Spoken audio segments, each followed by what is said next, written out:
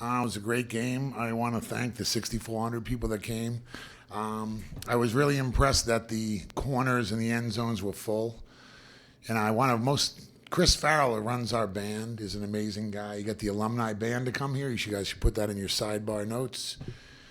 That's old school for like the article and then the sidebar. But I know I'm dating myself. Every little thing matters.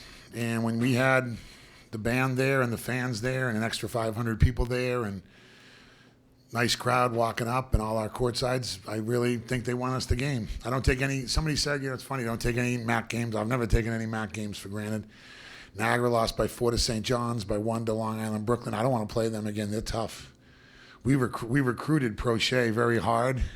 Then he had hurt his knee.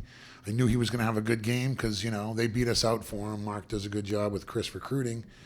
That being said, I knew he was going to play well. I didn't know he was going to play that well. He had 16 points, 5 rebounds.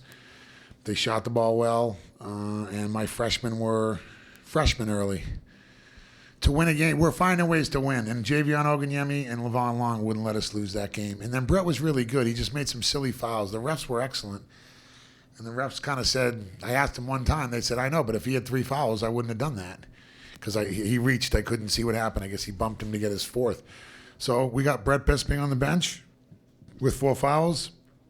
And Levon and Javion just start owning the boards and going inside and playing a 2-man game. And I'm going to work on the guards, I think Ryan's shooting was suffered tonight because he played so hard defensively. He had a good game. Ryan had 4 points, 5 rebounds, and 5 assists and no turnovers. I wish he made a 3 too, but Ryan Oliver was really, really, really good for us.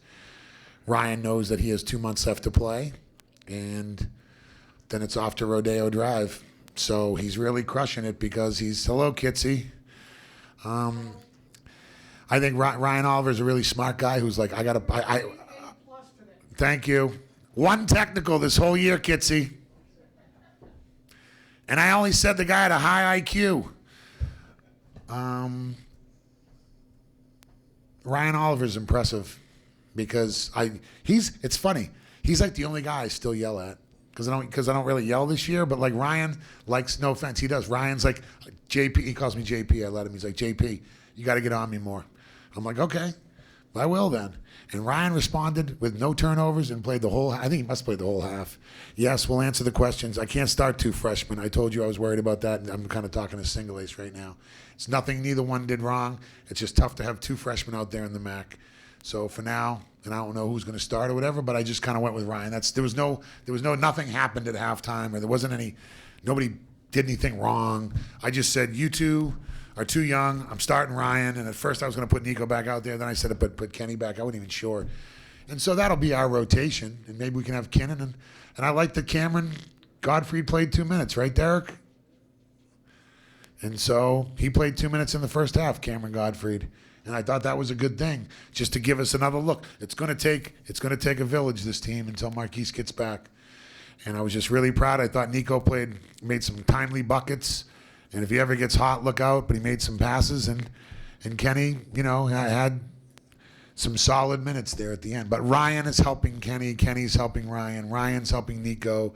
They're a better unit, and I got to play Ryan Oliver. And I'm sorry that he didn't play. He should have started him at Vermont. That's on me. But we're going to learn as we go. And that's about all I got. I'll take any questions.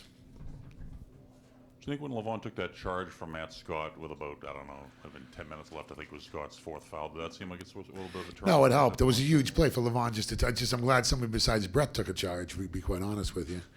I just wanted someone besides Brett to take a charge. I thought that was a big play. And it got Levon going. I know. Everybody saw Levon. He had a few turnovers. He was a little bit out of it. Levon's a great player. He's a second-half player anyways. Our guys have to keep getting better. See, I can tell them how good Niagara is, and they don't believe it. I think Levon got caught a little bit. He's not like he didn't disrespect him or anything. I just think he thought, okay, we'll be fine. Well, he wasn't fine the first half. And at halftime, I told Levon, we need you to play better. And he goes, I will. And I said, okay. The good thing about Levon is I'm like, we need you to play better to win. He's like, okay, then I'll play better. I'm like, okay, that was that. That's literally how the conversation went. And so He was, but I thought his charge, but his rebounds, and, he made some big free throws. I know he missed one, but 6 for 7 from the line. Javion 9 for 10. Brett Bisping 5 for 6. Brett still has 20 in only 16 minutes. And it's going to be a group effort this year, but Javion is just a winner. Jimmy, with Brett being in such foul trouble, could you imagine dominating the boards that way with Brett on the bench? And our guards rebound. We rebound pretty good. Offensive rebounding especially? Yeah, Javion had 8 of them, by the way, but no, we rebound. That's what we do. I got big guards. They better rebound. They're not making threes. They better rebound. Show them their 3-point percentage. I said it's worth going the offensive glass. I said, why? Because it's probably coming off. You got a 50 if you got a good chance to go get it. Quite frankly, we do talk about that. Now you go to Manhattan on Monday, Jimmy. After what you did to them here, what are you expecting out of Manhattan when you have to Exactly go what down you to think. Look, you're a Celtics guy. The Celtics beat the Nets by 50. 2 days later, they lost to them, and they own their draft pick, and we're excited about that pick. Anyways, back to our previously scheduled program. Although I would trade a couple of the players they have in the pick for a proven player. See, I think the Celtics play too many guys, and I'm trying not to play too many guys, but I'm trying to figure out how to figure 38 minutes. I know one thing: Manhattan and Williams and all those guys are going to be ready to go.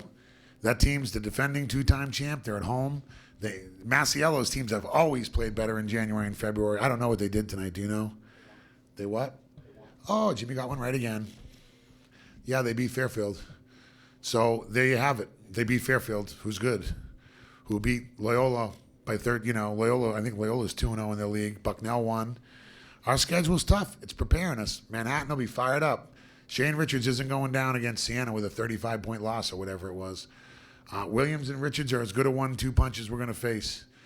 I don't know how, I knew he had some other guys hurt. I don't know. I didn't watch them. I literally have not. I'm worried about Niagara. I'll go back. Tomorrow morning we'll start. And I expect Steve Masiello's teams to compete and play hard. He's had a lot of injuries, but I know Richards and Williams are as good as anybody in the league.